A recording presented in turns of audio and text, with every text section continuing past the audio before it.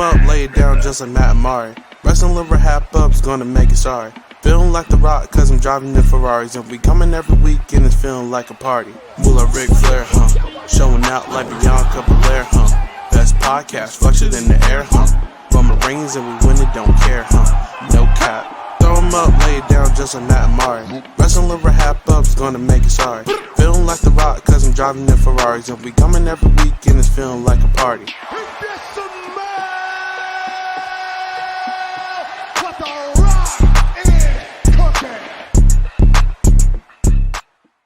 Hello, everyone, and welcome back to the Wrestling RHAPUp podcast. I'm your host, Mari Forth, and with me, as always, my co-host, my tag team partner, Mr. Matt Scott. Matt, how are you?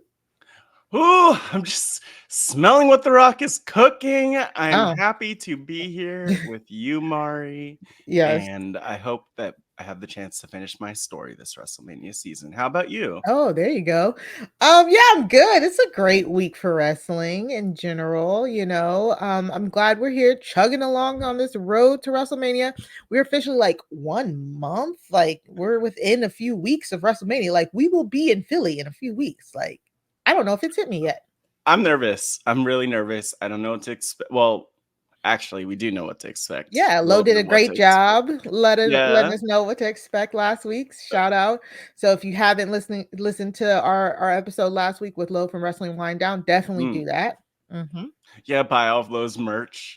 I always have to display. I'm promoting it. We're not brand ambassadors. It's on an ad, but you can try to use code Wrestling RHAPUp at checkout for. It won't work, but you can try. I mean, there's no % off. Sorry, but you can try. But yes, Lo's amazing. Lo gave a lot of great just context on what to expect for WrestleMania. Beyond talking about WrestleMania, we also had a very fun segment about Survivor 46, talking about eight players who remind us of different wrestlers. So it's been cool to see different people liking and resharing their posts. Hopefully that means they agree with our expert analyses. But great episode last week. Yeah, it's been so fun, and I can't wait to get into this week. And before we get into this week, can we just talk about something? Because our 4 sides of the ring trivia, which I mean, honestly, it feels like that was like 2 weeks ago that we actually played that last game. Almost 2 weeks. We made it to the semifinals. Look, we did chugging it out. And we lost by like what, 2 points? 2 points in round 2. We lost by 2 points, not in round 2, in the final round. In the final round of the game, but like in round 2 of the tournament. And I just want to say, I feel like we were screwed. I think it was a scam, and I was really pumped. Montreal screw job at its finest. I haven't gone back to check the tapes, but me neither. But I'm sure that's what happened. I'm moving on. But yes, so close. We did an awesome job. Mari, you killed it. I think you carried the team in round 2, especially. I mean, you carried the team in round 1. I carried in round 2, and we lost. But barely. It was so fun. Did we lose? We won. I know. We're winners. So definitely go check that out. Go to 4 Sides of the Ring YouTube page. Yeah. I mean, I have not had that much fun in a long time. That was really, really fun doing that trivia with you and with the guys at 4 Sides of the Ring and Championship Culture. Shout out to everybody that we faced. You're sadistic. If that was fun for you, Mari, you're because it's fun now. It's fun now. It was very like stressful when we were in the thick of it. I was like, my heart could not. I was like, I know. And I'm so. It just got a lot hotter, like thinking about it. But, check that out, and hopefully they do another tournament. And also, we told them to ask us back for next time. So they better, and they better give us a bye to the finals because that's our championship. And I'm going to spray paint RHAP all over it. I don't know where to buy the spray paint, but I'll figure it out and I'll do it. Yes. Okay. Let's get into this week. We do have some news this week. Oh. Yes, we'll be doing a little bit of news. I said I was going to stop this until it was like officially official. and I think this is the time we can finally talk about it. Mercedes Mone, a debut is imminent if all things are to be true. This week we listened to Mercedes on the podcast. Oh God, it just, of course, Kick Rocks. Yes, thank you. It literally just escaped my mind as I was talking. The Kick Rocks podcast. This is like one of her first interviews talking about kind of just a little bit talking about what happened with WWE. Evan Mack is he was formerly with the Bump, I believe, and they sat down for a one-on-one exclusive right before she went to Japan for the Anime Awards. And this was like an hour interview. We both listened to it. We did. And, lots of filler, but what do you mean lots of filler? There is a filler. There's a lot of What was the filler for you? Was it her talking about crystals or she was like, where did she get those crystals? She literally like, oh, I'm a crystal girl, pulled crystals just from like the side. Did you watch the video? I watched the video. I just listened to it. No, it was so funny. I watched the video that you just put up. She's like, yeah, I love crystals. Had 3 crystals in her hand magically. Just had them. She pulled them from somewhere, put them back. I was like, wait, what? You know what? Honestly, good for her because it was so funny. But what I was thinking about as I was listening to it I was like, don't let our girl look crazy. Like, don't do that to her.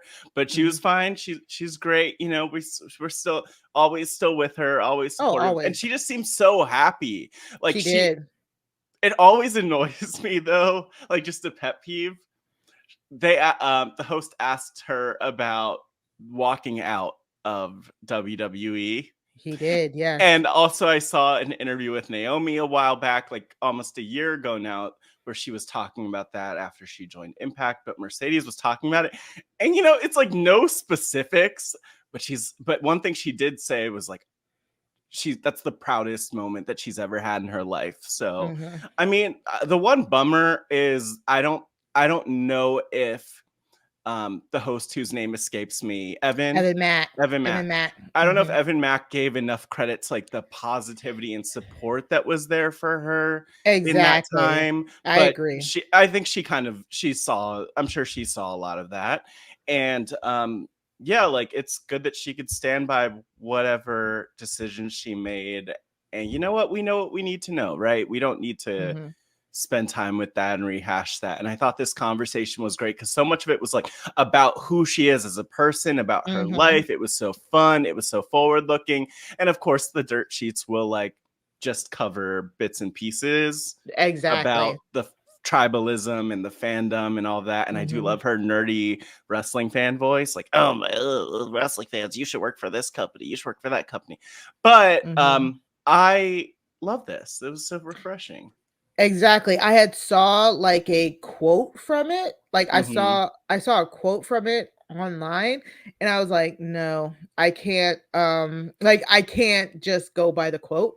So as soon as I saw the quote, that's when I sent you the interview and we had to listen to the whole interview because I think it's a tendency in wrestling media, lots of other media today to just go by select pieces that people want you to see.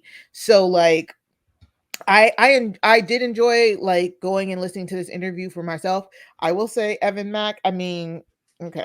Like say it. The interview like the questions were a little off, What questions did you feel were off specifically? It was just kind of like he would like long ramble into things and then like kind of beat around the bush on stuff. And like you said, he did just point out like all the negative comments and stuff. And I'm like, what about all the support that she had? She has a lot of support. Yeah, so, you know what? He was a hater because he was not okay. Let's calm down. He wasn't a hater. He actually, you could tell they were good friends. What I mean, no, he's not a hater. But I mean that he admitted to not being a hater, but doing like some of the stuff around backgrounds. Like, you should work for this company, you should work for that company. Yeah, he did admit And that. all of it, it's very human. He did It that was an awesome conversation. Yeah, it In all was a good seriousness, conversation. Shout out to the Kick Rocks podcast. I'm subscribed. I'm Mhm. excited to listen to it because they don't typically do interviews from what I could tell.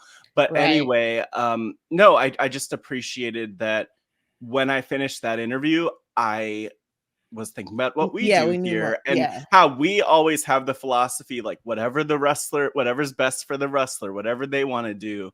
And I think that's just kind of like part of what the Wrestling RHAPUp is. Like, we just want these people to be healthy, to be happy. Yes, we want them to entertain us, but we also want them to be non-problematic. And as long as you could do all of those things of mainly being happy and healthy first and foremost, and then also also not being problematic, and then entertaining us is the last thing. Like, we're good. Yeah, let's do it. And so I have the full quote here about when Evan Mack asked her about when she walked out of WWE. Mm-hmm. Mercedes goes on to say, "Something told me I needed to do this and stand up for myself. It was a very hard decision because wrestling in WWE has been my whole life. Hardest decision I've ever had to make in my whole life, but it's the most proudest. It's crazy because I would not be sitting here living the best version of my life and getting to be everything I've ever dreamed of and more. That moment changed my whole life for the better. I'm so thankful for that moment. So proud of myself, so proud of Trinity, so proud of how strong we were. I just know that everybody acted like they were in the room or worked there or were backstage or knew what happened or knew what was said. But all I know is that I handled it like a CEO, like the boss that I am, with my head held up high, and I can't say nothing but amazing things to WWE. So thankful for the career they gave me, the fans they gave me, the life they gave me, the dreams they gave me." And as she was saying this, she was tearing up, very much. Yeah, you could see her tearing up. I'm pretty sure you could hear it. Yeah. And I think we can finally just shut the door on that. You know what I'm saying? Yeah. Evan did correctly point out that throughout that whole walkout situation, people just kept, saying this and that and this and that, but we had never heard from Mercedes or Trinity. They had never said anything. And so I love how she addressed the situation, closes it, and then we even get a quote later on in the episode where she says, "I know I'm going to be back there one day, so it's not over. Like I said, I have a lot of unfinished business in wrestling in a lot of places." So, and some people are harping on that quote more than anything else. And it's just it's fine. Again, go watch the whole interview, form your own opinions. Get your crystals going on. Get your crystals going. I know I need to listen back to what crystal she had. I need to be protected from the negativity. And I don't know what amethyst. I don't know anything about that. We're gonna keep going. It was so funny. When I was literally watching, I was like, "Where did she get those crystals?" I need to look at the video version. The video is funny. They did have really good chemistry, I will say that. But it was, of course, it was fun. So we're saying all that to say, throughout the interview, she was dropping little hints, because again, it was I guess Evan couldn't ask her straight up some stuff. She's like, "Oh, where you going? What's coming up next?" And she just had to be like, she said? Yeah. She said, "I have big business that I have to take care of." And did she actually say that? She said the word literally? Big business. Wow, that's funny, because she did. She's horrible. Yeah. She mentioned, she's like, oh, at the end, she's like, "I have to go to Boston for my brother's birthday." And I'm like, wait, you know what's in Boston? Yes. AEW Big Business. Yes. Happening in a few days, So I don't know. A month ago, when we kind of gave up on covering all of this, a month ago, Tony Khan had announced that AEW Dynamite will be in Boston on March 13th, I believe. I think. For their big business episode. AEW does like to do theme named episodes. They just had Revolution this past week, I believe. So it's called Big Business, and the graphic after Tony Khan was done announcing it, in the background of the graphic had Boston, but What? boss spelled with Yeah.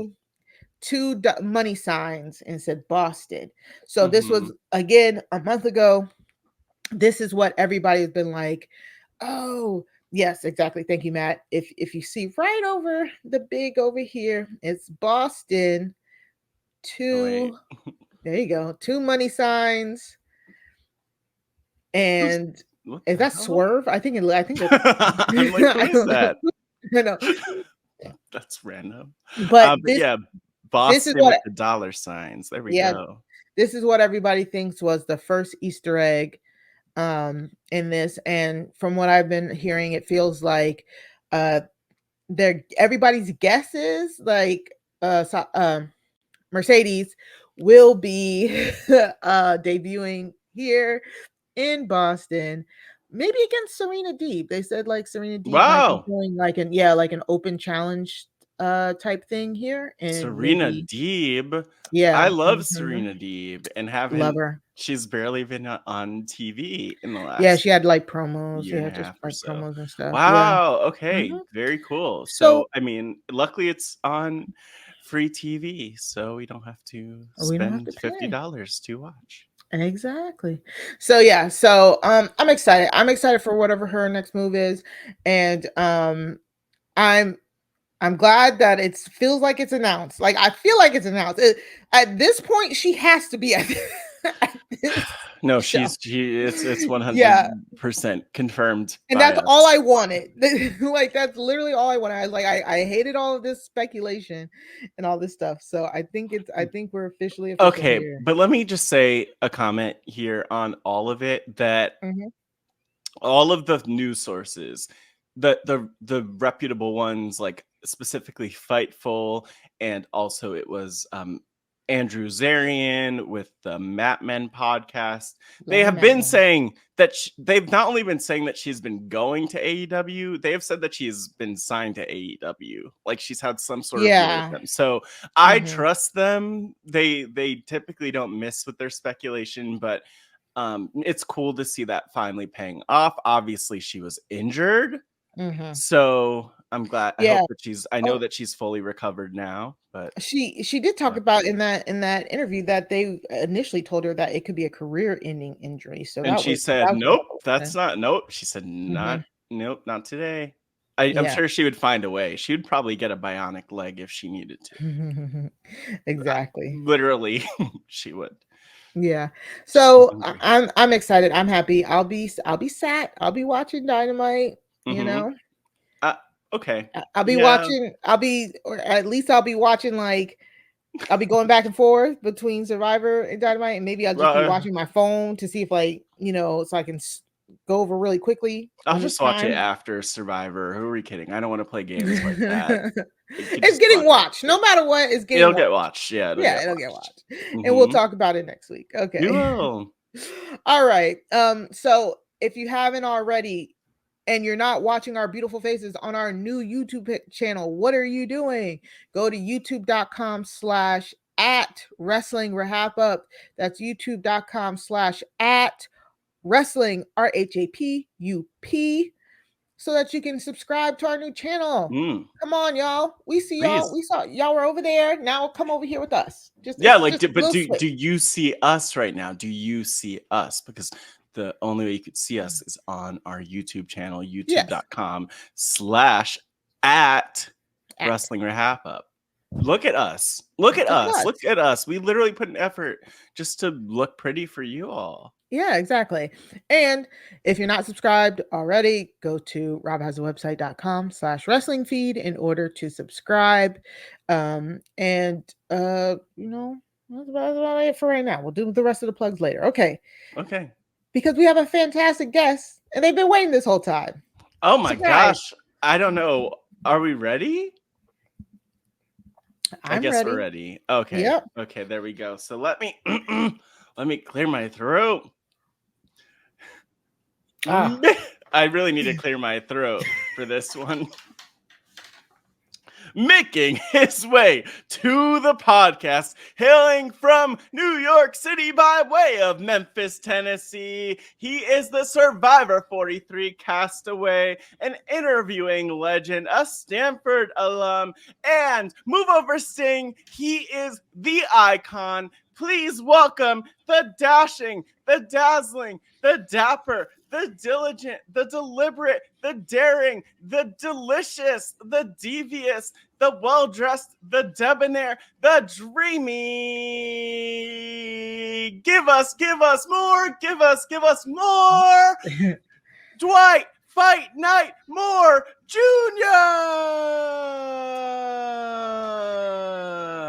I'm recording that and putting that in like any presentation I ever do in my life ever now. Thank you. That's that's my intro for anything forever. Thank you. Any RJP event, I'm putting like I need to be introduced with that from now. Hey, I agree. I would gladly be the one to introduce you at every RHAP event live as your personal ring announcer. Okay, perfect. That was great, Matt. Later. That was amazing. You didn't pass out this time. I didn't. I've been doing my breathing. Yeah, you've been working on the breathing Love to see it. Ooh, yeah. Ooh. Oh, but I'm Dwight, not here. We're so excited to have you here. Thank you for inviting me. Oh my gosh, yes, I'm excited to talk about this. We'll see how it goes. See how much I know. Oh, this is not a test. Unlike the four sides of the ring, this is not trivia. Fine. So you got just calm down. We just want your expert opinion. And when we say expert, we mean it's not expert. It's just like us. We're not journalists. We're not experts. It's just fun. It's just fun. No, that's what we're here to do today. It is. And we're happy to have experts. No, but experts. I'm here. You're not. Yes, you are here and you're present, but I just have to recognize that you have been recognized as the up and coming face of RHAP, which credit to Chappelle, but still. Yeah. And you know what? I think it's valid. So it only makes sense that we have you here on the Wrestling RHAPup. You're going to be on just all of the shows from now on. Hopefully, these are fun. I love talking. I love talking for some reason. Well, you know what? One thing I'm gonna steal Mari's spot here by asking you, Dwight. Could you talk with us about what's your history with wrestling? Did I do a good job, Mari? Yeah, sure. Fine. Watched all the time as a kid. So this was what 2000. Well, I was born in 2000. So oh my god! Don't say that. Sorry for saying that, y'all. Any listeners as well. Sorry for 18. You don't remember Y2K? What the hell was that? Was he No. I wasn't alive for that. He wasn't. No. Oh my god. But yeah, watch a lot 2004, 2005 up until when did I start? Around high school, I just stopped watching it as rigorously, and then didn't really watch. And then COVID hit, and I remember vividly there was literally nothing on TV. And COVID, I was like, oh, this random was it SmackDown episode where it's just they had no camera people in the room. It was just I remember Triple H was on commentary and holding a camera. They had no staff. It was just I was like, this is funny. So I was watching then, and I watched it for a good bit then, and then I have I'm on the subreddit still, so I'll get the notifications on occasion. Oh, I love that. I'll be like, oh, okay, cool. Oh, Roman's still champion. Oh, Roman's still champion. Okay, Roman's still champion. Okay, my guy. 4 years later. Yeah, I'm like, okay. I remember when he I think he won the championship when I was watching during COVID. Yeah, during COVID. It's the same reign. Okay. Yes. Yeah. Congrats, bud. Give it a break. That's so funny. That's awesome. I love that. It's so funny when you said you're born in 2000 and then Matt asked you about Y2K and then I immediately thought to Y2J. And I remember being 10 watching that and be like, who is it gonna be? Wait, when was it? Hold on one second. So Y2K was the change of the millennium when everyone thought that the world was gonna be destroyed. I think that Chris Jericho debuted he definitely debuted in 1999 before the millennium. No, because he was using that. I think it was right after. And then when he debuted, he interrupted The Rock. See, this is why we need to do more trivia, because I know. then we'll be More forced to wrestling know these trivia, things.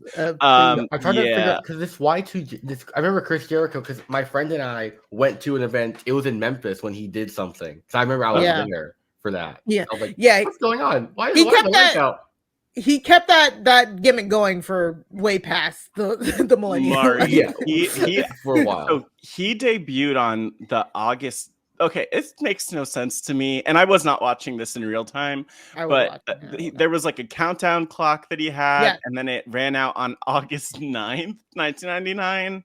Mm-hmm. Yes, and then he debuted that day. Yes, and that was weird. That was when he came. That was when he debuted against The Rock. They really did think the world was going to end, so they wanted to debut with a few months before. So valid. Yeah. Oh my gosh. Okay, Dwight. So, I do want to ask you, who was your favorite wrestler during the time you were watching?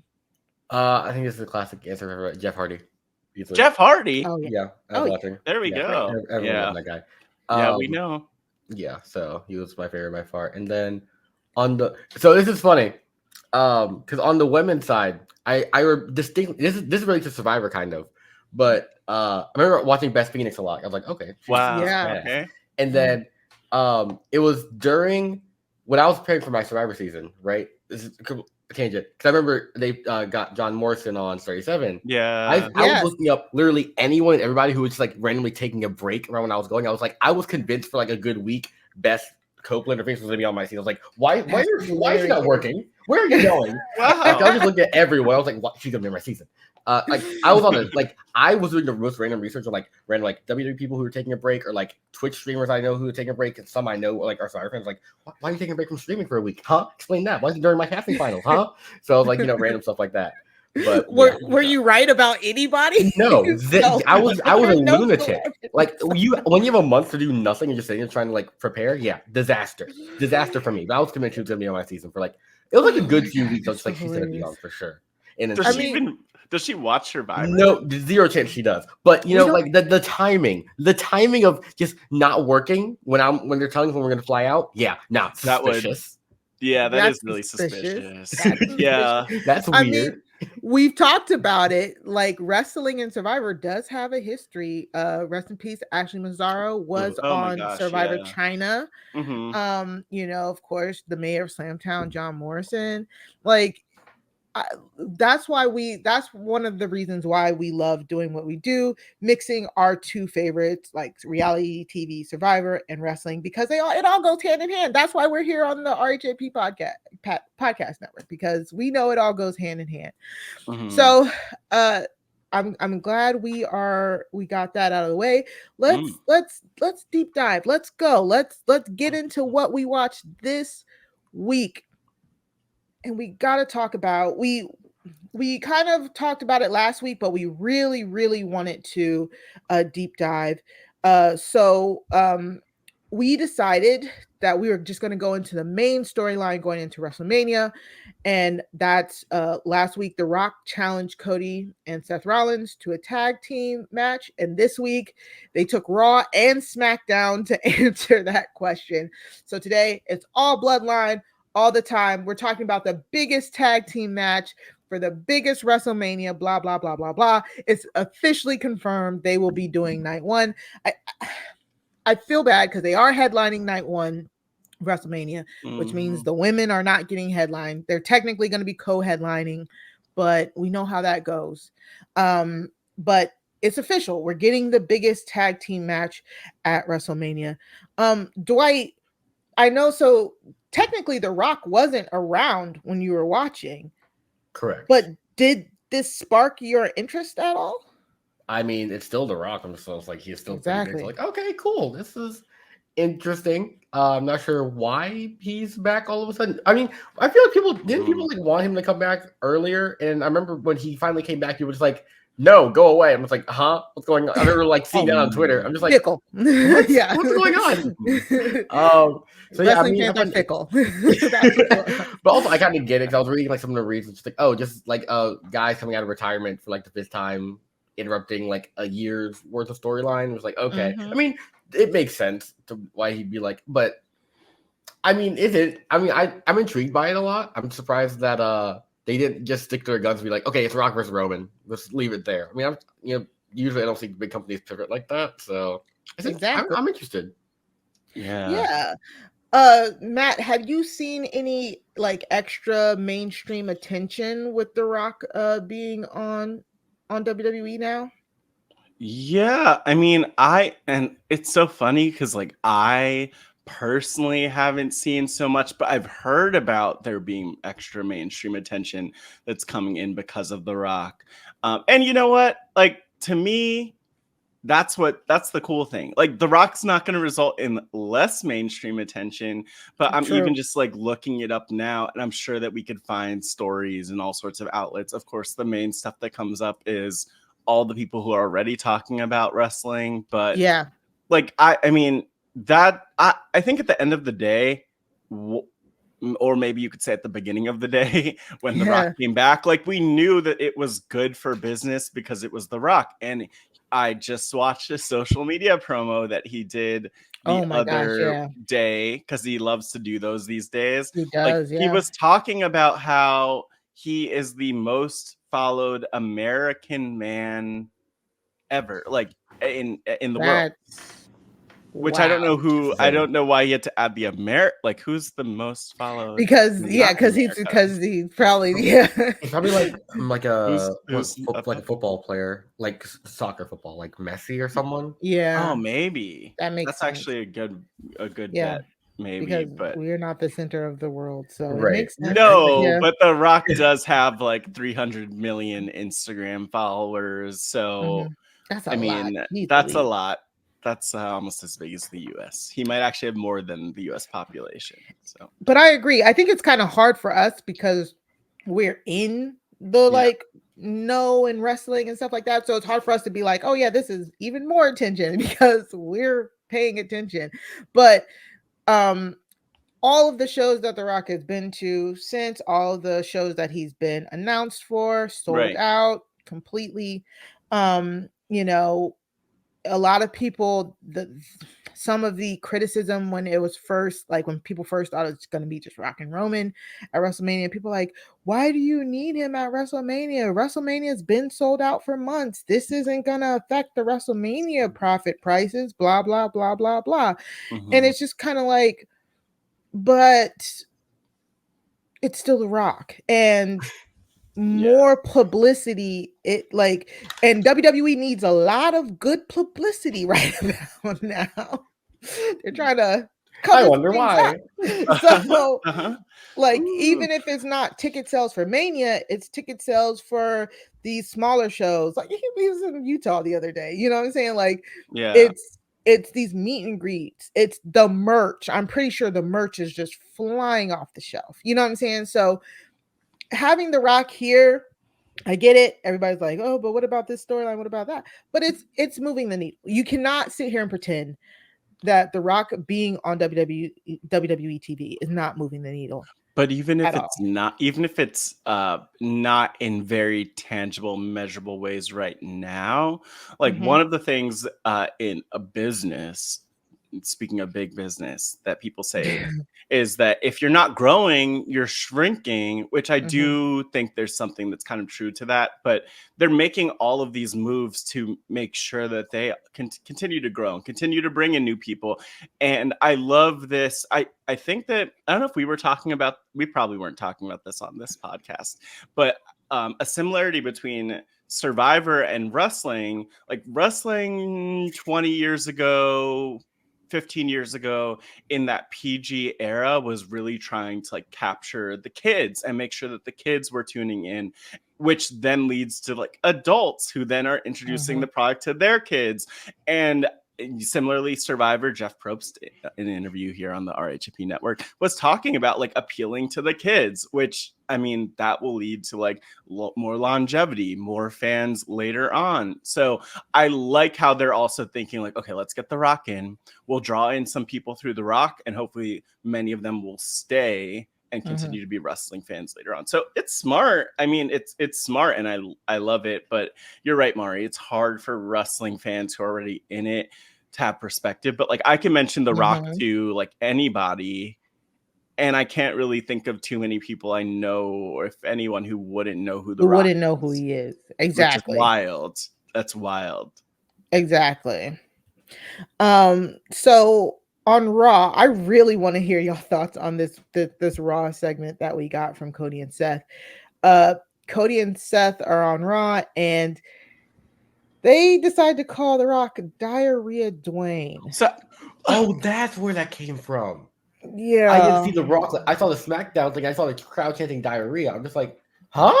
I didn't. Okay, that adds context for me. Thank you. That's gross. Yeah. Very confused. So Seth Rollins and Cody Rhodes were talking in the ring.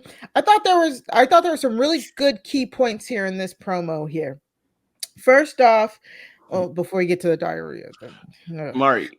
Yes, but I'm sorry, but I'm gagging internally right now. I'm sorry. They don't gag at me. It's whoever wrote that stupid line for Seth. Like, I really hope Seth didn't do it because that is dumb. Who just like, what are we talking about here? We're grown people. But anyways, the one thing I want to mention is Cody says, you know, I wasn't sure about my spot at WrestleMania. He references how he basically originally gave up his spot to The Rock to go up against Roman for WrestleMania, but then he realized he's like, no, I won the Rumble. It is my right to challenge Roman, so that's why he stepped up and challenged Roman.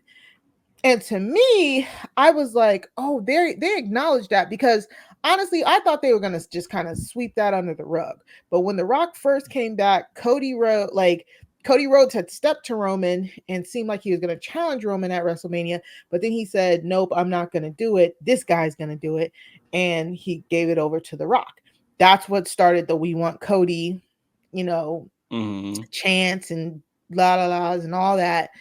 And what eventually got Cody back into the main event. I really thought WWE is going to pretend like that whole segment didn't happen, to be quite honest, like they do sometimes. But for them to acknowledge it here with Cody, Matt, again, I know I keep taking this tinfoil hat off and putting it back on, but it even more points to me. Like, why would your original game plan be to have Cody win the Rumble, but you're planning on a Rock and Roman WrestleMania, and your plan all along was for Cody to step aside for The Rock? That does not make sense to me. So I don't care. I'm still on team. I think CM Punk was supposed to win the Rumble originally, and they had to go with plan B, and now they're stuck because they're like, oh crap, we gotta Cody gotta get this story off, and they've been just doing a good job of covering it up ever since. Not to cover up. That's all they do. Really, there's a cover up here. Look, here's what I'm gonna say. We live in 2020 freaking 4, and everything is leaked. Everything is out there. Yes. Why wasn't CM Punk's win leaked? Why wasn't that out there before, Mari? What are you talking about? Everybody thought he was going to win, me included. Yeah. No, I mean the journalists. Why didn't they know? Why didn't they bring this up? I think everybody. But wait, on the other point though, sticking to Cody. You are right. That is a very convoluted story. Makes no sense. But it doesn't. Because I would say that it was Cody's imposter syndrome that has gotten in the way of him, in his way. And Cody was like, oh my gosh, The Rock is here. He's the head of the board. Like, I don't want to get on his bad side. Like, let me just give him the main event. He's The Rock. I'm not The Rock. I'm not good enough. It was imposter syndrome, Mari. Don't you understand how real imposter syndrome is? He came back around when he realized that The Rock was an asshole. No. In my experience watching as a kid, the WWE did not have continuity in any way, shape, or form. True. So I believe it that they just said, you know what, screw it. He's going to give a spot. Actually, go back, change the plans. Maybe they've changed in the years since, but I just know continuity from back in my day. You have people who hate each other one week. It's like, oh no, they're both faces again. So now they're best friends. Like, no, they hated each other like a month ago. What do you mean? So, well, you know what though? In the story, I will say the story does not have the continuity, but I do understand why they flipped things because they heard the reaction. So to me, that all makes sense, but I still think Cody I feel is gonna like win the Rumble. So for me, anyways, I remember the last time they had a big reaction change things. I remember Daniel Bryan had his whole run, and then Kofi had his thing, and right? then Kofi, that was both fan. That was the fans kind of like forced their hand, right? Like, Is this an instance of the fans forcing the hand, or like did the company plan this? I don't really know. That's what I'm saying. Like they manufactured this moment for the fans to do. They had to have known.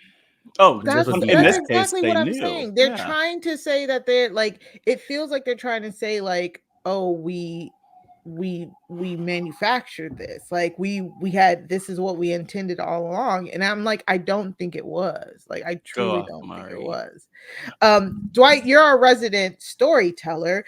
If you haven't checked out Dwight's Blood on the Clock Tower streams, they're very amazing. It's very like, if you're into like that Dungeons and Dragons type thing, he's kind of like the game master in that, the storyteller. Does this story make sense to you? Is this the story you would have told if you were writing it? So the story so far is what? We have Cody, who he lost last year, right? Yes. Okay, so he lost last year, wins Royal Rumble, gives up his spot the next day. Like the next week, yeah. That's unforgivable in my opinion, but anyways, we'll move on. Changes his mind again the next week to challenge again. The next week, yep. That makes sense. Somehow Seth is involved now. I don't. How did he get involved? That's for me. I'm just like, I don't. That's how is it? Well, like, I know he and Roman had a thing. Like right. The Shield was a thing. The Shield was a thing. But it wasn't. Why is he on? Seth has his own title. Like, move, go away. Okay. So Seth is in it now. We know this for a fact because CM Punk is injured. CM Punk and Seth were supposed to be the other match, and because of that, Seth needed another opponent. So while they search for Seth's opponent, Seth got roped into this Bloodline thing because Seth himself is like, the Bloodline, they're taking things over. Now The Rock is threatening to take my championship. Like at first it didn't make sense. We're about to get into the Seth of it all, but like I get it. I like how they are now weaving him into it. At first I was like, yeah, this don't make sense. You know what I'm saying? Like he does. He has his own title. But now that we officially know that he's facing Drew, I'm thinking that this is making it way better. So he's facing Drew. So why is he in a match on the first night? He's just tiring himself out. That's what I'm saying. Cool. But why is but Mari, we're bouncing a little between like the in storyline and out of storyline. But it really in kayfabe, in the storyline, it makes no damn sense that he is adding more work to his plate. Yeah, in storyline, you're just an idiot. You're just like, I'm gonna fight twice. Yeah. In storyline, again, in this promo between Seth and Cody even says, Seth, like, this isn't your fight. You don't have to do it. You could just focus on Drew. But Seth does his fiery babyface promo, and he's like, no, we have to get rid of the Bloodline. But the Roman has too much power. He's trying to take all the power away from me, away from you, gestures to the crowd. The Rock is our boss. He's threatening to take away the heavyweight title. So no, we need to come together and defeat the Bloodline. And this echoes what he said to Drew last week. And Drew don't care. Drew just wants the title. And and that's what Seth should be focusing on. So again, it, like you both said, kayfabe, it doesn't make sense from a, like, if you want to keep your title wise, right? But dumb white meat babyface wise, it makes sense. I want to fight.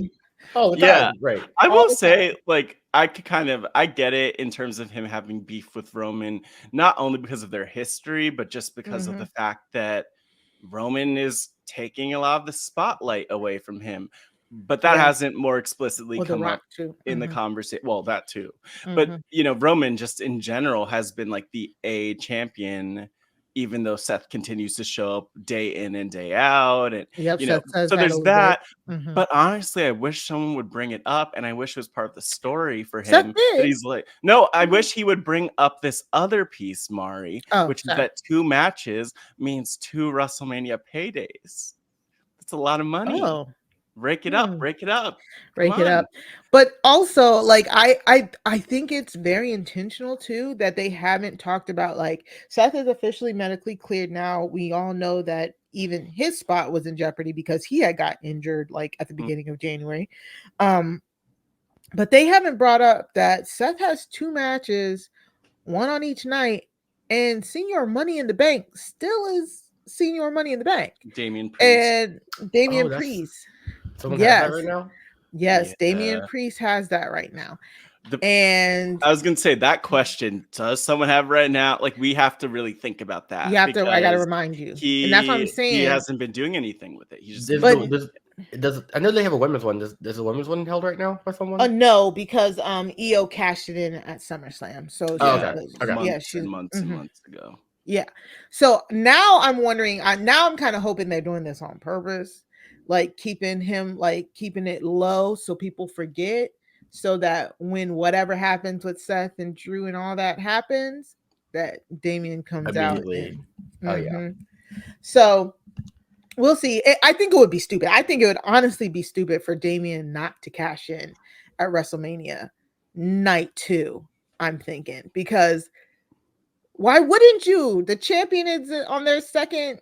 We're assuming that we're not assuming, it has to be, because he's not going to fight 2 matches in one night, I don't think. So Seth and Cody main event night 1, and then Seth probably opens. You don't open if you're going to do a cash in, though. Mid show, maybe mid show, like Kofi, something like that. Yeah, but I don't know. I mean, they're like, I'm pumped for whatever they're gonna do. Yeah, and I do love, like, again, going back to like kayfabe, going back to the storyline of it all. I love this like idea that maybe the Judgment Day has been trying to be low key, like trying to get everyone to overlook them, trying to kind of like sandbag their performance just so they have the opportunity to show up and get the cash in. Like, oh yeah, don't worry about us, we suck. And then Damian Priest, I want him to win WrestleMania, to win that championship at WrestleMania, because like as a performer, he's grown so much over the last few years. He's such a solid performer. I do think he has potential to be like a great champion in the company, and they would be making a new star if they actually did it properly. So we'll see. I mean, but I like that we keep talking about it, because I hope that we're right. We might be. Yeah. So keeping on the Seth of it all. Oh. Later on in the night, Drew McIntyre and main event Jey Uso are having a match. And Solo Sikoa comes out, the enforcer of the Bloodline. Cody Rhodes, it's his duty. He's hunting the Bloodline to chase off Solo Sikoa. But as he chases off Solo, and as Jey has Drew right where he wants him, Jimmy Uso comes out, distracts Jey, and Drew takes the win. So before I get to the Usos of it all, I love this clip here, because after Drew beats Jey and Drew is walking off to the back, and Jimmy is about to hit Jey Uso with a chair, Seth Rollins comes running out and runs right past Drew. This camera work, I'm like, okay, who's Shakespeare in the back, man? Because Seth runs by Drew, not even looking at Drew. Drew's looking at Seth like, what? Seth runs off Jimmy. He turns around. Drew is back in the ring and delivers a Claymore. And Drew starts talking ish to Seth. Drew is like, how dare you overlook me? I love this storytelling. Like, if you weren't getting the storytelling through the promos, here it is, like storyline by storyboard by storyline by storyboard. I'm finally like, okay, this is great. Seth is so enamored with ending the bloodline. Will he lose his title because he's being short-sighted and not worried about his opponent? Dwight, is that a story you can get into? I like that. That's like very in depth, which is nice. Yeah. It actually has multiple layers to it instead of just like I dislike you for X reason. So this is really cool. I the clip you showed me of what he was actually just ran past him. I didn't realize at the time that was his opponent at WrestleMania. So I was like, okay, that actually makes a lot of sense. Yeah, that is really cool that they did that, and it gives a lot of context to what's going on in the show, like on both shows, I guess, with the whole bloodline thing, and then this what Drew McIntyre's whole story. What's his deal? Why is he like? How'd he get the championship match? He won at Elimination Chamber. Gotcha. Okay. Through a lot of shenanigans. I remember like I said, I saw I know Drew doesn't like Seth. I mean, not Seth. CM Punk. Yeah. CM Punk's out. So yeah. It was really funny because CM Punk. This was supposed to be CM Punk's spot, and Drew. Once CM Punk got injured, Drew was like, "I'm about to take your spot," and he did it. He won the Elimination Chamber. He's taking CM Punk's spot. So it also is a great transference because Drew was using this to troll CM Punk. Now he's like officially on to Seth. They've been building this up for like the past year of Drew just being like on the hunt for the title. Like he is title hungry, and so now it's all kind of coming back around here. Matt, what do you think? Well, with Drew, it's interesting because he's on the hunt, but also I feel coming up short time and time again. Yeah, he was. Yeah. And so that I think that personally, I wouldn't be shocked if that happens again at Mania. Yeah. Which is an interesting story in itself. What do you think about the story of like Drew beating Seth at Mania, like beating Seth, and then Damian Priest cashing in on Drew? and then there you go. Now you have a built-in storyline. The story of him hunting the title again. Maybe that'd be really good. Actually, that would be so crazy. Like if I was Drew, I would just lose my absolute mind after that.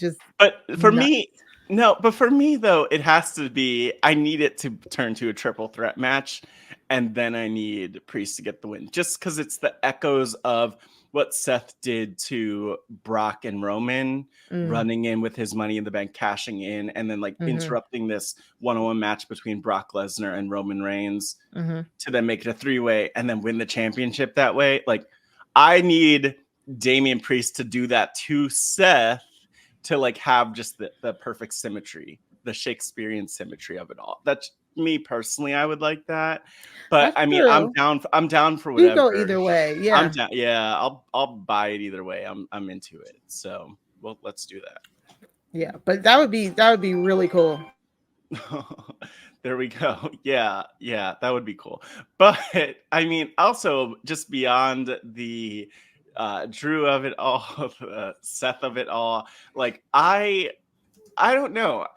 To me, it is so fascinating that the Usos are coming into the story so much, and I didn't even know. I'm like, wait, why is Jimmy here? What's happening? It's so convoluted and so much deep history of storytelling that it almost makes it hard for like Dwight, like for a lapsed fan to come back in and keep up with what's. So yeah, Mari, one thing about this that I wonder is like, what do you think about the fact that they're intertwining the Jimmy and Jay of it all with the Seth and Drew? Like, to me, it feels a little convoluted, but I mean, it's like that's just because they're doing great storytelling where the stories actually continue on. But yeah, I don't know what to think about it. So I like this. I don't think they're combining it with the Drew of it all. I think it's just, this was just a good vehicle of getting more Jimmy and Jay Uso stuff. So I think that the combining of so many storylines in a way that like I don't think it's coming off convoluted. I think it's you can clearly see the threads from every side, right? And they're doing it in a way that is making logical sense when they are intermingling it. So I love that, like, Jimmy keeps sticking his nose in Jay's business. For the past year, he cost Jay the belt, the main title at SummerSlam. He cost Jay the Intercontinental title a few months ago. It's like Jimmy will not let Jay be like the solo star that Jay wants to be. Jay left SmackDown to escape the Bloodline so that he could make his own way. And each time he's trying to do it, Jimmy keeps like holding him back. So I love the storyline of that. But I need more of it. Like I only know it because I have the context. If you don't have the context, then you might not know what's going on between the Usos. It's still subtle here. But I feel like in the next few weeks or so, they need to ramp up. The Rock, Cody, Seth, all this stuff is set. So maybe now that all this stuff is set, they can start bringing the Jay and Jimmy of it all to the surface. I just want to comment on that too, because I don't know if it's convoluted, but it is a lot of strings to keep up with, a lot of moving pieces. But you know what? It is actually kind of an accomplishment for WWE. Like the fact that they've established that Seth would be someone who runs in to help Jay. And which that totally made sense. But also we've seen that Seth has been in a mode of overextending himself to try to help people in terms of showing up for Cody in his storyline. So again, it makes sense that Seth's showing up. Obviously, there's the history, which you talked about with Jimmy and Jay. So that makes sense. Drew, kind of like, what? Why are you overlooking me? Like you said, Shakespearean. That makes sense. So I'm telling you, I love that like the stories are actually going that deep rather than what they used to do even just a few years ago of like forgetting that the people even knew each other and then pretending like nobody had any friends. It's like, oh, nobody's coming to help Jay because he has no friend. Like, of course he has friends. And that's why it's so cool that Seth was showing up in that way for him. Dwight, could you sense the undercurrent between Jimmy and Jay here? So the only context I had for Jimmy and Jay, I was like trying to piece it together, like looking at clips. But I remember when what was it? Jay challenged Roman for the title like 3 years ago, and he gave up because Jimmy got involved somehow. But they were on the same side. So I'm like, now they're fighting. Okay. But yeah, I mean, the context does make sense. Like they're just playing it well. I feel like in the clips, I realized like, oh, they hate each other right now. Mm-hmm. So that's it's intriguing. Do they have a match at WrestleMania too? That's the thing. So like not yet. They haven't announced Jimmy versus Jay. They most likely will, right? Like, they should. They have to. That's what they have to, because it just makes so much sense. And if you're tying up the Bloodline, like, it would be perfect. But the thing is, I'm wondering, it's kind of like, what night do you put that on? So maybe we'll talk about that when we talk about the predictions of maybe the outcome of the match. Mari, one thing I just want to put out there that I want to see at some point with the Jimmy and Jay storyline. Do you remember? And I mean, they don't do it that often, but they've had these strange bedfellows matches where it's like two people who are feuding teaming up against two other people who are feuding. Oh, yeah. I really want to see Jimmy and Jay team together while they're also feuding. Why? Like just for the complexity. No, but just to get like that. Again, the strange bedfellows match is the ultimate way of doing it. They've done it before, but it would be an interesting dynamic because they've teamed together forever, but they also completely hate each other. I don't know. At some point, I don't want this for Mania, but I would love to see that match at some point. Them teamed up while they hate each other. Because we've seen them teamed up while they love each other. That's old news. But that's all we've seen. I want to see them. I want to see them solo, like their solo careers. And I think Jay is doing such a great job of breaking out from like the shadow of it all. And like his merch is moving. He gets like some of the loudest crowd reactions. So I just want them to do straight up Jimmy versus Jay at WrestleMania, because that would be for them.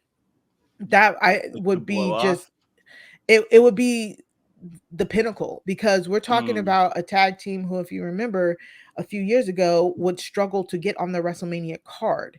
Like, they kept putting them on the pre-show. They kept putting the Usos and tag team matches on the pre-shows over and over and over again. Like, they would barely make it to the actual Mania card. So to have the two of them on the card facing each other, I think it would be a career accomplishment for both of them, from what we know about them. So I want them to just do that, stick to that, and then after that we'll figure out what happens. I'm with with the you. Bloodline and stuff like that. I completely agree with that. I want that. I want that. But they're so good against each other too.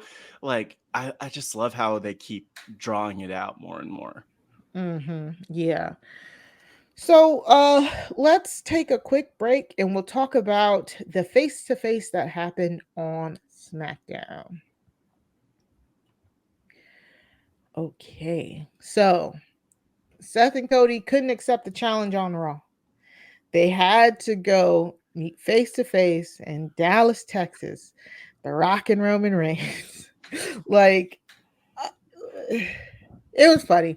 First off, The Rock, like you said, doing 20-minute promos, 10-minute promos on his Instagram. I'm just like, The Rock he's enjoying this. Like, he truly is just enjoying all of this. Yeah, he was coming from the Mesquite Rodeo Arena. Yeah, in Dallas. I'm like, sir, why? I mean, why? What, like, did they pay you to do that promo from there? He's so campy. Like, The Rock is so camp. He is so like, okay, let me get I need to find a picture of him dressed as this cowboy with his little cowboy hat and all, because, like, sir, you don't need to put on his belt buckle. His belt buckle. I mean, he's always been famous for his belt buckles, but like, The Rock just from the Mesquite Rodeo with his hat and his, like, for 10 minutes, man. He's giving Risa Tisa a run for her money. As if the 30 minutes that he gets every week on WWE TV isn't enough. Exactly. But it was funny. It laid the groundwork for Roman coming out first, The Rock coming out, and then we're getting Seth and Cody coming out through the crowd. Just for this face-to-face. And Cody has to, of course, babyface it up at first, be like, oh, the four of us, we're all here right now together. And everyone's like, nobody cares. But I like... Yeah, it's a lot, by the way. Oh, man. Did The Rock say anything I can't say the word. Incendiary? Yes. About Texas? No. I think Texas got off... Texas got off easy because the Cody and Seth were there to get all of his wrath instead of Dallas. He didn't call them a bunch of crackheads like he did to Arizona. Yeah, that was Dwight. In case that was yes, and which was so censored by standards and practices apparently for good reason. I mean, he was calling out standards and practices in his 10-minute Mesquite Rodeo Arena promo. Yeah. So I'm assuming that's what that was about. But look, these people are problematic. I found the family video. Is problematic. I found the video of him saying, "Go home and smoke some crack." And right before he said, "Do you smell?" No, it is on a loop. It is. I have it. That's I've saved amazing. it. It is on a loop. The way he says it is just amazing. This whole family is problematic, Mari. All of them. The Usos are fighting with each other. What's Solo Sikoa? He's being a creep, just watching matches from the crowd. He shows sneaking up and apparently. being really inconsequential. Then you had Rikishi from back in the day putting his butt in people's faces, and the dances were fun. Rikishi's my favorite. And then you have not only this stuff about crack, but then you have The Rock calling Seth a cross-dresser, which I'm like, sir, what are you doing? Did he say What that are in you the doing? promo? Wait, what? He I didn't hear that. He In the 10-minute promo? No, thing, Roman said that. Roman did about Roman Seth, did. the promo on SmackDown. Okay, I thought I saw. I think I didn't missed see that. part. Oh God! Yeah, I think I Don't missed start that. But I talking about saw how people he's talking dressed. about it. Oh, you can't He's say that. fabulous. Yeah, that was Cancel kind of these rude. people. Neither of them are gonna make it to Mania because they're both gonna be fired by then. Who's gonna fire him? Because The Rock clearly said I'm your boss. So the people are the boss. the people. So in this segment, I liked how The Rock clearly lays out the stipulations one more time. We needed. Yeah, that. we needed. Yeah, that was pretty good. Like where he says, "Okay, if Seth and Cody beat the Bloodline on night 1, then on the next night it'll be Cody versus Roman, no Bloodline banned from the ring. Mm-hmm. However, if The Rock and Roman win, the Rock said it will be Bloodline rules the next night, and The Rock said he will do everything in his power to make sure that Cody Rhodes does not win the title. And then he also said that he'll take the belt away from Seth just because he can." One thing that was kind of clarified for me, and I don't know if I was clear about this last week in just watching it and picking up on it, but it would only affect Cody's match with Roman. Like Seth's match on night 2 isn't going to be touched either way. Yeah, they don't. They do. That is unfortunate truth. They do not care. They do not care. It really isn't their problem. They're not involved in it, so it makes sense. Dwight, what did you think about this segment? Okay, I didn't realize stipulation until just now. I'm not sure how I didn't hear it the first time, but I mean I like that. Yeah. That's a cool stipulation. I mean, from what I've seen, don't the Bloodline interfere with every single one of Roman's matches? Yes, like they do. every single one. Yes. Last year they had the WrestleMania match, and Cody had won, but he just got like attacked by Solo, right? I believe it. Yeah. My thing in storyline, everyone hates these guys. Why don't they just jump them back? Just get like everyone they lost to, be like, yo, let's jump them at the match. Like, that's what Seth is trying to do. That's what Seth is trying to do. No, but everyone else. Like whoever Roman's beat in the past like 3 years who keeps getting interfered with, jump them. Just everyone. That's what they're trying to do. They're trying to build that army. And it's going to be Jay. And that's what he was trying to tell Drew, because what people forget, remember, Drew was on the precipice of beating Roman, and then Solo debuted. That's how Solo debuted at Clash at the Castle. He helped Roman beat Drew. So that's what Seth is trying to say. Seth is like, we all need to come together and defeat the Bloodline. And people in the back are like, yeah, whatever, shut up. And you know what? No, go for it, Dwight. I was like, so if let's say they lose the first night, right? The second night is basically no DQ. They're just opening the door and get jumped. So like, hire your people, jump him.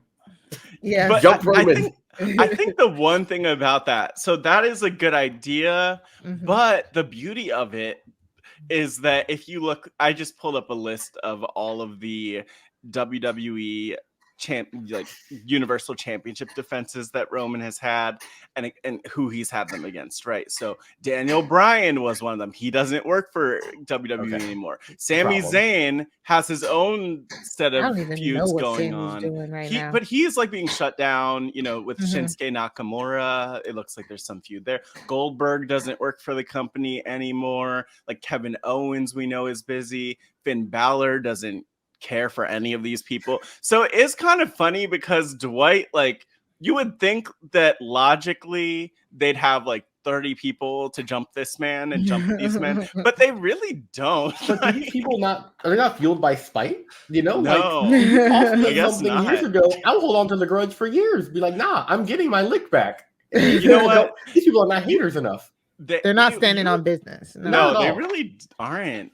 They're lazy, all of them. Exactly. All of them. Cost me my match 3 years ago? Nah, I got my chance. I'm jumping you with everyone else. Yeah.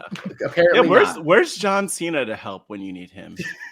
Be a hero. I guess John Cena actually do it the right way. Speaking of which, John Cena was on Oh, he was on a podcast. I just listened to him with it was I think Insight with Chris Van Vliet. Yes, doing an interview for like an hour, talking about a bunch of stuff, and there was a lot of stuff to probably talk about there. But always a great interview. But Mari, what were you going to mention? They asked him about that. Like they asked him about like maybe helping with the whole Roman situation, and I think I don't know exactly what he said, but people are like, oh, he alluded to maybe he could, and people are like, see, they're building the army, Cena's coming. I'm like, I don't know. No, I don't think so. I think Cena does have a movie to promote at somewhere or something. By the way, Mari, let me just say I am like over here distracted scrolling through Roman's title defenses. Half of the people he's defended against do not work for the company anymore. That's unfortunate. Okay. Matt Riddle, Brock Lesnar, he's somewhere. Please don't come back. Edge, like so many, literally, I feel like most of the people who he's defended against. Get him on the 10-day contract, pull him over, and be like, listen, I know you work somewhere else. Jump our guy for us, and then go back. It's fine. Cross promotion. I like that. Seriously, there we go. Honestly, it could. Like, honestly, if with this stipulation, like we were talking about it a little bit last week. Like this stipulation it really does to me add a lot to this match, because I truly am now thinking like, I don't know which way they go, because it's like, if you go with Cody and Seth winning, and Cody is one-on-one with Roman on Sunday, Cody needs to win that belt. You know, he has to at that point, because losing clean to Roman for a second straight year, but you know, the first year wasn't clean, that could really like damage him. But it would be cool to see a Roman match that does not include the Bloodline, because we haven't seen one of those in 3 years. But then if you go the other way and you go Roman and The Rock beat Cody and Seth, then the next night you are going to have an all-out drag out fight, like street fight, weapons, like people running in. And honestly, Dwight, if they do that, maybe the people from the back do come out and it turns into an impromptu lumberjack match. Like, I think that's got to be the end game, right? Like that's how you wrap all the storylines at once. Just like everyone get out there. Just no one likes these guys. You keep the lumberjacks try and keep the Bloodline out while Cody tries to take care of Roman in the ring. Like that could be some really cool storytelling there too. Like I think that'd be the coolest thing they could do. That would be really cool. That is a lot though for like, isn't WrestleMania supposed to be like the end of storyline, like a clean win kind of stuff? I feel like that's the convoluted ending, but it fits. It's been a 3-year storyline at this point. Wrap it up however you need to. Yeah. Get like 20 people involved. Please. Look, Mari, you're just sparking some dreams for me, because it's WrestleMania 40, but you know how bad I want to see like in a Hall of Fame ceremony for WWE turn into an all-out brawl where all these legends are just like Trish and Lita are just going at it, like fighting each other, you know, like all the classic feuds.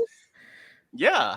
They used to do that back in the day. Do you remember? They used to do the fancy dress matches. Yeah, they did. They did. They took them off. Yeah. It's a different time. So I'm intrigued. Like honestly, either way you go, it's kind of like so intriguing. The Bloodline don't have any other like brothers or cousins that are going to debut randomly, right? Like I mean, like, they could. They can. Yes. Mari, go for it. Tama Tonga. Jacob Fatu. They unironically do. I was joking. Oh my god. No, they do. Are they related to Tama Tonga? I don't think. In JPW. I don't think they're. Or is he like a Nia Jax style cousin? Well, no, Nia Jax is the Rock's actual cousin. She's not related to Jimmy and Jay. Yeah, she's not related to Jimmy and Jay, except for that, you know, we're blood brothers type thing. But I think it's Jacob Fatu, right? I think that's Jimmy and Jay's other brother, Jacob Fatu. I'll go with it. And he just ended his run with, I think, is it MLW? Mm-hmm. That's what I just saw come up. But I mean, look, he's vicious. He could do things. But like, do you really need another family member right now? That's how you break the stipulation of, listen, Cody and Seth win, no bloodline interference. He's not part of the bloodline. He's just some random Samoan. That just is happened true. to be here. It's that crazy. is true. Anyways, honestly, I like that. And oh gosh, if they do that, I'm losing my mind. I didn't know he would come up again. I didn't know I'd bring him up again on this. Oh, he's a cousin of the Usos. That's what he is. He's a cousin. I'm telling you, Rikishi, like a legit cousin. I want Rikishi back, because then they could do the whole thing where they're like, he did it for The Rock. He did it for The Rock. God. Again, 25 years after running someone over, running it back. Let's go. Just minus a car this time. We have to have. Oh wait. Oh shoot! You're right. What? Tonga Kid. Samuel. Yeah, they might be all related. We just need to bring up that bloodline slide again. Tonga Kid. How many? No, the Tonga Kid was Sam Hold on. Fatu. That's Jacob Fatu's father, who is the brother of Rikishi or something like that. We just bring that up. I don't know which one of these is accurate. There's so many. There's so many. But anyways, so many. Wait, why is China on here? Huh? Sorry. I searched Bloodline Family Tree, and I'm like, wait, why is China here? Beth Phoenix is on it. This internet is trash. I'm telling you. So after Cody and Seth accept the challenge, yes. Roman says some problematic things about Seth's dressing, unnecessary or whatever. The Rock goes on to step in front of everything, and proceeds to tell Cody, the reason why you are 20 years younger than all of your brothers and sisters is because you were a mistake.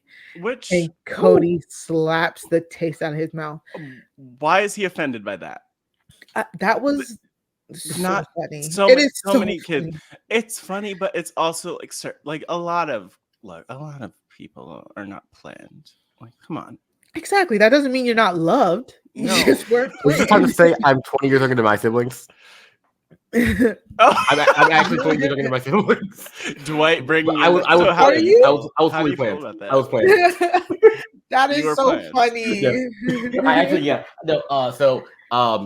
I'm my mom's only child though.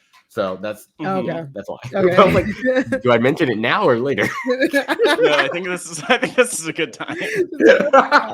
Let's all keep talking first. That is so funny. Digging a hole. In the wrestling world, though, it is like because The Rock evoked Cody's father, the great Dusty Rhodes, but while insulting Cody's birth. So it was existence. Yes, very hilarious. I did love that. That was funny. Again, you cannot get me to turn against the heel Rock and stuff. So I think this was very well done. They did talk about The Rock acknowledging Roman. So The Rock acknowledged Roman. So this storyline, I feel like the storyline could go anyway. Like, people are talking about, The Rock acknowledged Roman, but it was all a little weird. So what if The Rock cost Roman the belt at WrestleMania? You know what I'm saying? And then do we continue that storyline? So I just think there's so many options that they can go with right now, that it's funny that they turned being booked into a corner on two fronts into opening the door for multiple situations to happen. You got to give them their props for that. Like, WWE often does drop the ball on a lot of stuff. But this does feel like they have so many options and so many paths to go through, and it does feel unpredictable to me. Like, it truly feels unpredictable to me, because I truly thought Roman was going to get past this WrestleMania with the title still, because I still think they're trying to get him to beat Hulk Hogan's title record. But I don't know. Like, at this point, I'm like, dang, I don't know. Cody could win it here. So we'll see. I'm excited. I just want to comment and say that wrestling is so goofy. It is. Why didn't Cody just slap Brock from the beginning? The Rock slapped Cody like 3 weeks ago. Just do it. Get him. This is the first time on site. Yeah, why are we waiting? No, they had to talk. They had to hash everything out first. We didn't have to hash there was nothing hashed out. Spoiler, nothing was hashed out. But it only got worse, actually. Of the match, we're finally fully laid out and agreed to. So. It could have been an email. Paul Heyman is probably in the back doing your favorite thing, drafting contracts. So I don't know. You should jump him too. Yeah, jump him. I want to see him get just beaten down. Yeah. So yeah, amazing. So any final thoughts about the Bloodline stuff? Sorry, Matt. I know you're No, just side note. I mean, I don't have anything else on the Bloodline, but just a shout out to Paul Heyman, who is being inducted into the Hall of Fame this year. And there have been other Hall of Famers announced. I'm sure that we will probably come back to and talk about the full list when it's announced closer to Mania. But shout out to him. It's great. And he's still like so active and embedded in things, but also very much in the background, which I appreciate, not taking the attention away. And it speaks to the strength of the storyline with the Bloodline that you don't even need Paul Heyman in the center of it or doing what he's usually done, which is just being a heat magnet in order to make it interesting. Like every single piece of the whole thing is interesting. And so I love it. I love where it's going. I'm pumped that we'll actually get to see the tag match in person more than anything. And we'll probably be throwing trash at the ring after that match happens, depending on what goes down. Like the ECW style. We're in Philly. ECW style. It's Philly. It's Philly style. Yeah. We can just say that. Or they might throw like steel chairs into the ring or whatever. God. They're wild in Philly. Please don't throw nothing around me. Dwight, final thoughts on the main storyline going into WrestleMania? Nothing else to add. Like I said, it doesn't seem like super predictable as to what's going to happen, as I remember I could do in the past. So I'm excited. I'm going to keep up with it. Yeah. Okay, so let's move on to our shoot segment. We have not done one of these in a long time. So the shoot segment is in wrestling. It's any unplanned, unscripted real life occurrence that happens within wrestling. For us, this segment we use to either give somebody the flowers, rant about something, just get something off our chest that from this week in wrestling that we saw. And I definitely wanted to address the hashtag We Love You Bianca movement that happened over the last 2 days. If you're not aware, dear listener, over on the WWE Games Instagram, there was a picture of Bianca, Rhea, and Cody, and they posted a picture these are our cover stars, name a better trio, just amazing.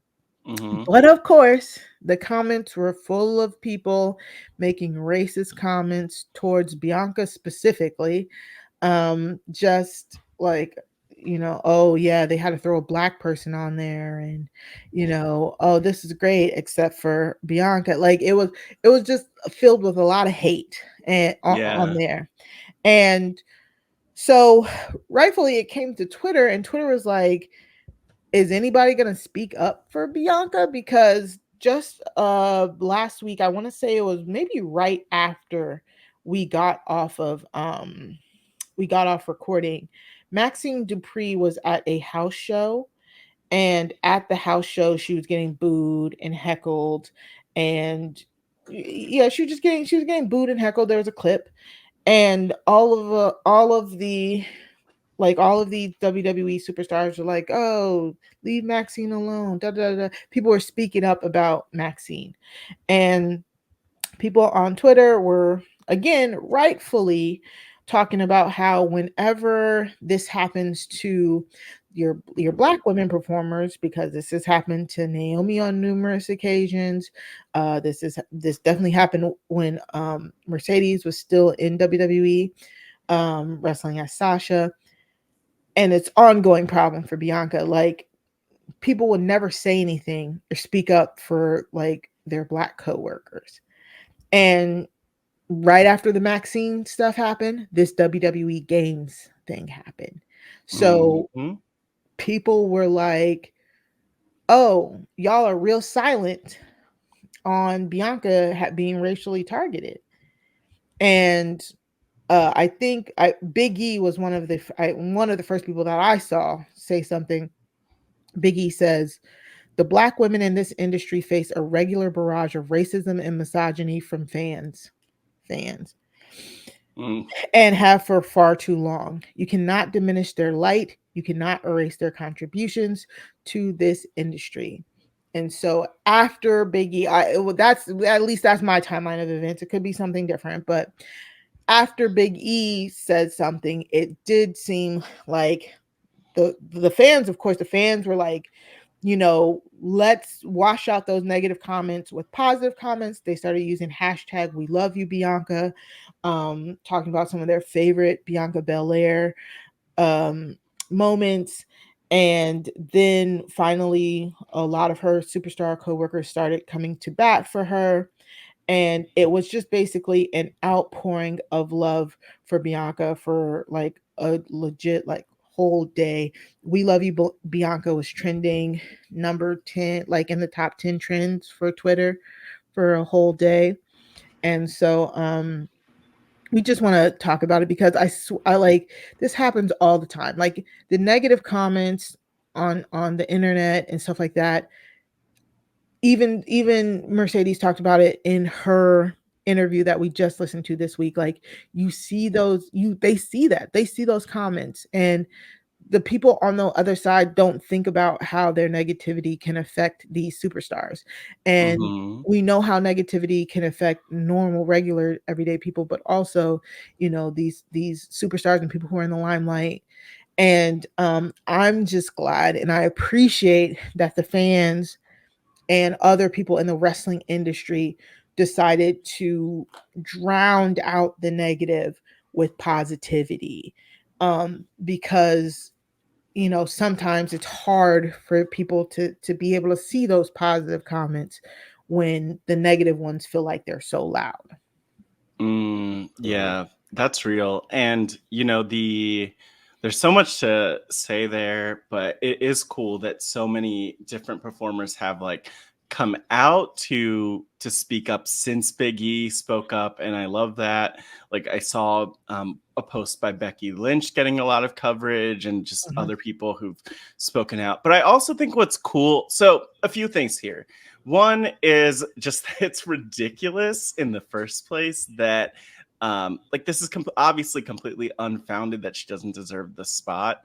Yeah. And so to me, it's just really it's just interesting because it's not that it's not funny, but it's just looking at it like there's so not false. there's no it's there's so no patently respect. False. Yeah. There's no Yeah, it's like- respect. Yeah, patently false. Like giving the top person, like one of the top performers in the whole company, one of the most faces of the company. accomplished, one of the most just like decorated in so many ways, and Wasn't she, like, strong champion for a year? performer, a great representative of the company. Like she's all of those things.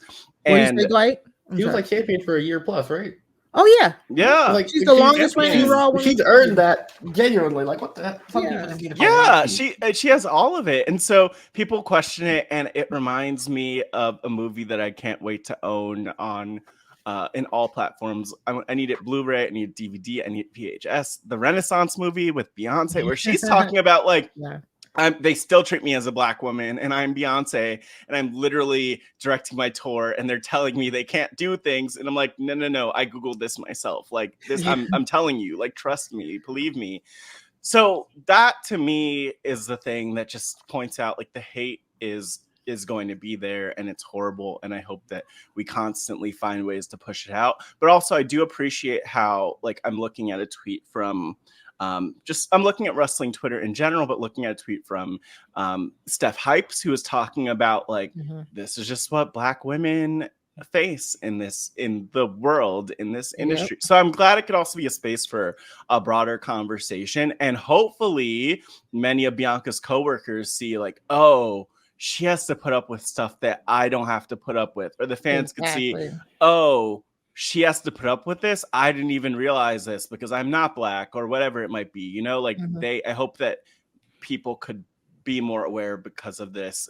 Because the hateful people, like they were already hateful, right? But I hope that this was like a teachable moment, because I know that Bianca knows her value, and I know that the racism is nothing new to her or any of the any Black people in any type of media. But Dwight, I don't know what your thoughts, comments, reflections on all of this are. Y'all covered it perfectly. Yeah, it's just like I know who she is because she's been super prominent for a good while. Like she hasn't been in a company for too long, right, Bianca? But she's still like rose to prominence almost immediately. Yeah, basically. So I don't think it's someone more deserving to have that spot. Also, they don't put women on the cover of the game too often, do they? If at all. No. So I'm just like, she's like historic. She's earned this, and it's like people need to find any excuse to hate. Some people have hate in their heart, and that's just.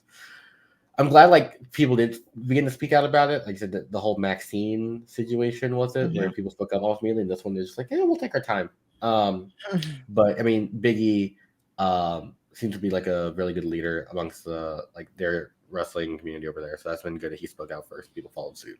So it's like I'm glad she is getting some support. Yeah. Love Biggie. He's the best. I want him to come back so badly. Oh my God. I hope he's okay though.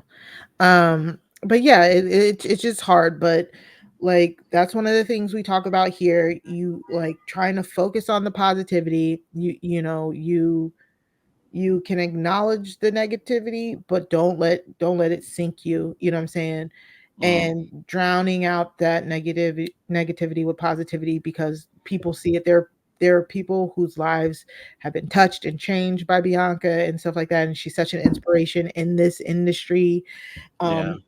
And everything that she's done, outside of it and stuff like that. So I'm glad that she saw it, she acknowledged it, and she is one of the top faces of the company. So like, let me just add, like, I love how Bianca has been an inspiration for so many people, and not just Black people, but people of all races, of all genders, of like all sorts of backgrounds. Like, I know, Mari, we've definitely seen the like young white girls wearing their clip-on Bianca braid and like whipping it around, which I think, you can buy at www.shop.com. Yes, Dwight, if you want to get a clip-on Bianca Belair braid, you could get that online. So I'm just saying, I bought Mari one. She has yet to wear it in public. But yes, but anyway, like I think that's kind of the key. It's like, like she's so transcendent. I'm glad that people could see through this. And like I also love, I'm sure if we look at the comments that we'll just see like the hate being responded to and drowned out by so many people calling out the racists. So you know what? Hopefully we're moving in the right direction. But this is nothing new. This is nothing surprising, right? So yeah, that's a silver lining, but it always sucks. But yeah, we're here. We're here. Yeah. Bianca's here for us. We're here for her. And I mean, she's on the right side of history, no doubt. And she knows that we appreciate her. We were able to show her that we appreciate her. So I think that's my main takeaway is, show the love, show the positivity so that it can counter anything else. And that's it for this week of the Wrestling Wrap-Up. All the clips and everything we talked about can be found in a very handy playlist, either in your show notes or your show descriptions. Dwight, thank you so much for joining us. We really appreciate it. Thanks for inviting me, you guys. I had fun. Oh my God, this is so nice. Yes, we love having just as many guests as we possibly can, especially on the biggest road to the biggest WrestleMania. But you know what? We got the biggest guests. The guests just keep getting bigger and bigger. Dwight Moore Jr. You are the connecting point between Usher and Madeleine Albright, and I will never forget that. And so, Dwight, could you tell us where could the people find you on the social media? Do you have any plugs? Oh God, I should always remember. I don't know my own handles. I think Twitter is Dwight Moore _Jr.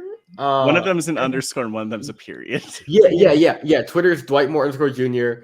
Instagram is Dwight.Moore.Jr. Yeah, I don't use Instagram. Like, it's so bad. Like, Instagram is just a dead platform to me. It's insane. It's never been a thing. Like your Twitch. I don't. Oh yeah, Twitch. I'm so dumb. Yeah, Twitch. I've been doing clock hour streams every other Saturday at twitch.tv/doingmore MOORE. It's my last name. Ooh. Yeah, the only creative thing I've done in my life with my last name, by the way. Never happened. But yeah, I've been enjoying those. So yeah, I'd love to get you both on clock hour sometime. So I need to planning and get you guys in when you're free. Exactly. But yeah. And anyway, that's kind of just what I've been doing. Mainly Twitch. Follow me on Twitch. That's my main thing. I don't care about Twitter and Instagram. Follow me on Twitch. But yeah, that's yeah. Thank you. And yeah, no, really had a good time on the podcast. Thank you guys for inviting me so much. Really truly appreciate it. Had a great time wrapping all this up with y'all. All right. Thank you, Dwight. Matt, what are you up to? What you got going on? Oh my gosh. You could find me on the social media at MattScottGW. I'm just living my best life right now, Mari. I'm here on the Wrestling RHAPUp. I know that soon I'll be appearing again on Crime Scene. Yes. I'm sure after I appear on Crime Scene, which I'm sure you'll talk about because that's your podcast, I'll appear on there again and again and again so I can become a 10-time guest before maybe before anyone else, definitely before any other man, but we'll see. I'm trying to be like The Rock, the most accomplished man on Crime Scene. But no, you could always go back and check out Pod Friends. One thing that's really fun that I'm doing this season of this season of Survivor, which is on now, is I'm just posting like Pod Friends episodes from Pod Friends past on at Hey Pod Friends on Twitter of different interviews that have been good. So I posted the one from Nick Iadanza, from Wendell Holland, from Dwight Moore, the most recent episode. Come on, what are you doing? If you haven't checked that out. And yeah, just living my best life otherwise. But Mari, where could the people find you? Well, of course, every week, me and Sarah Carradine bring True Crime Tuesdays to RHAP with the Crime Scene podcast. And this past week, we spoke to the 7-timer who has now been on more than Matt, Chappelle. He talked about As We Speak, Hip Hop on Trial. It was an amazing documentary. It's on Paramount Plus. I would highly suggest that you go to Paramount Plus and you watch As We Speak. It was an amazing documentary that the hook is they're talking about how rap and hip hop lyrics are being used against artists in court and how rap is being criminalized currently. But it's so much more than that. It is like a comprehensive look at how criminalization of Black and African American music has happened for generations in this country. And it also talks about like surveillance states. It talks about it's amazing. It's truly amazing. It talks about the criminal justice system and how classist the criminal justice system can be. And it is good. It is really, really good. So if you have Paramount Plus, which you probably do, because if you're a big Survivor fan like us, you should have Paramount Plus. You can go and check out As We Speak. It's a great documentary. And then go check out Crime Scene by going to robhasawebsite.com/crime feed in order to subscribe. You can follow us on Twitter at Crime Scene RHAP on Twitter as well. And then you can follow me on Twitter at Mari Talks Too Much. That's 2 like the number 2. You can follow Matt on Twitter at MattScottGW. And also the recap kickback this week. We're going to be doing some bracket, we're getting into the March Madness. We're going to be doing Black theme songs, like Black TV show theme songs bracket. So that's what's coming up. Ooh. I'm not ready for it. I have a question about that. Are you able to like play? Are you playing the little clip? You need to play. We're gonna try. We're gonna try. I would. We're gonna try. We're gonna like. I need it.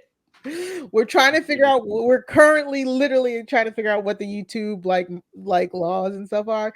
So we're gonna try and play the clips. So Thank you. yeah, so just go to recapkickback.com in order to subscribe.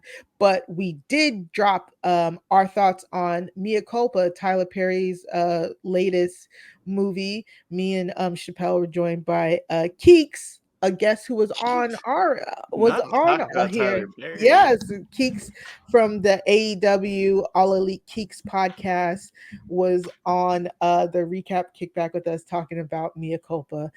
So it was really fun catching up with her about something that we like can't agree on, which is Tyler Perry.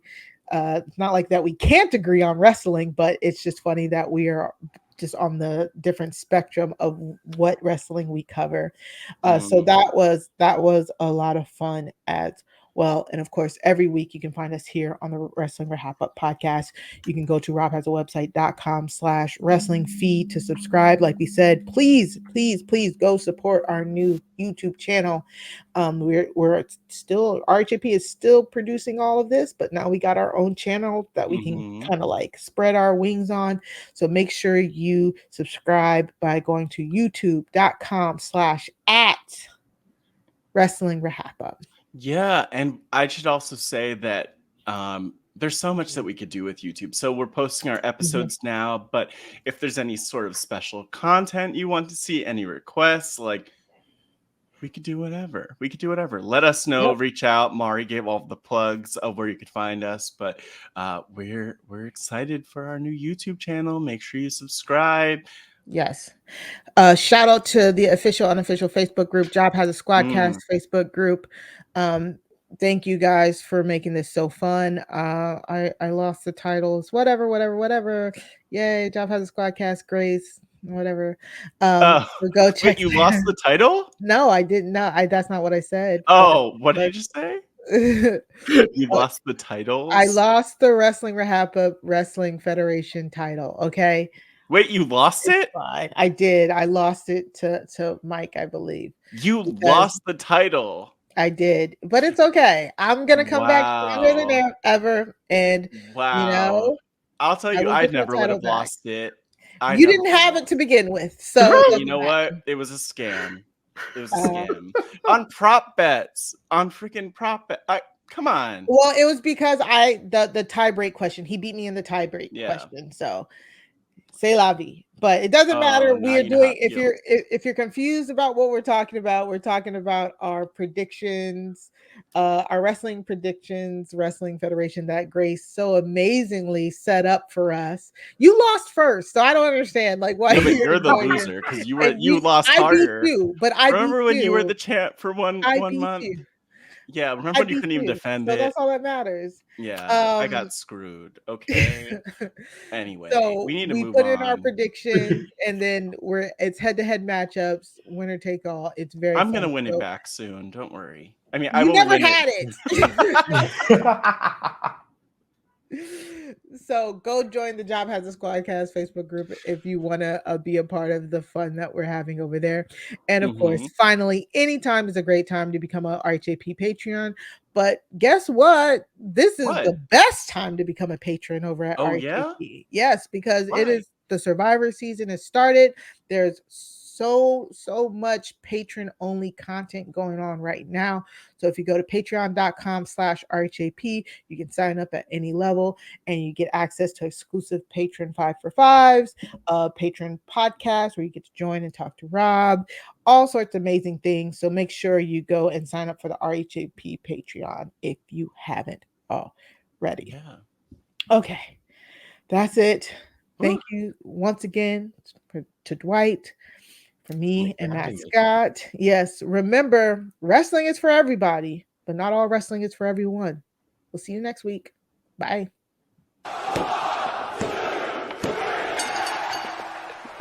Throw 'em up, lay it down just like Matt and Mari. Wrestling RHAPUp's gonna make it sorry. Feeling like The Rock, cause I'm driving in Ferraris. And we coming every week and it's feeling like a party. Mula Ric Flair, showing out like Bianca Belair, Best podcast, flush it in the air, From the rings and we win it, don't care, No cap. Throw 'em up, lay it down just like Matt and Mari. Wrestling RHAPUp's gonna make it sorry. Feeling like The Rock, cause I'm driving in Ferraris. And we coming every week and it's feeling like a party.